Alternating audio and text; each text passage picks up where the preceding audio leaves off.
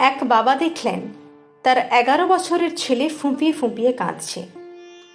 বাবা তার মাথায় হাত দিয়ে তাকে জিজ্ঞেস করলেন, কি ব্যাপার বাছা?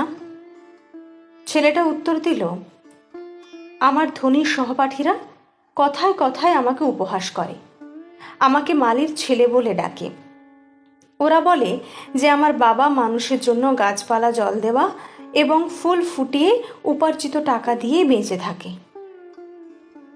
বাবা এক মুহূর্ত থেমে গেলেন, তারপর বললেন, আমার সাথে এসো বাবা, কিছু ফুল গাছ লাগাই, এতে হয়তো তোমার মনের দুঃখ কাটবে, এটা তোমাকে আনন্দিত করবে। তিনি ছেলেটির হাত ধরে তাকে বাগানে নিয়ে গেলেন। তারপর 2টি ফুলের চারা বের করলেন এবং বললেন, এসো একটা পরীক্ষা করা যাক। আমরা আলাদাভাবে 2টি ফুল চারা লাগাবো। আমি একটি যত্ন নেব আর তুমি অন্যটির যত্ন নেবে। আমি লেকের পরিষ্কার জল দিয়ে খানিক জল দেব, কিন্তু তুমি পুকুরের নোংরা জল দিয়ে চারা গাছে জল দেবে।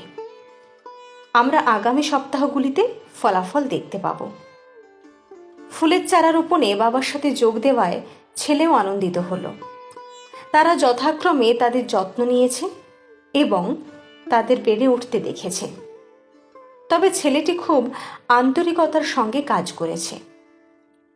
পরে বাবা তার ছেলেকে বাগানে নিয়ে এসে বললেন, 2টি ফুলের দিকে তাকাও এবং আমাকে তোমার পর্যবেক্ষণ বলো।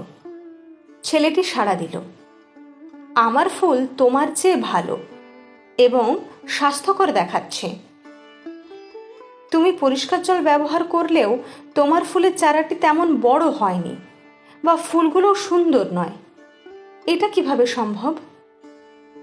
বাবা হাসলেন, তারপর বললেন, এর কারণ হলো নোংরা জল একটি গাছে বৃদ্ধি বন্ধ করে না, বরং এটি বৃদ্ধিতে সাহায্য করার জন্য এটি জৈব সার হিসেবে কাজ করে। দেখো বাবা, কিছু মানুষ আছে যারা তোমাকে জীবনে নামিয়ে দেয়, তোমার স্বপ্ন নিয়ে উপহাস করে, তোমার গায়ে ময়লা ফেলে। সর্বদা মনে রাখবে যে দরিদ্র ঘরে জন্মানোটা কোনো অপরাধ নয়, বরং রসদ ও সুযোগ সুবিধা পেলে দরিদ্র ঘর থেকেও সফল ছেলে মেয়ে তৈরি হতে পারে। সুতরাং লোকেদের কঠোর নির্মম শব্দগুলিকে একেবারেই পাত্তা দেবে না, বরং নিজের গতিতে নিজের কাজ করে যাবে।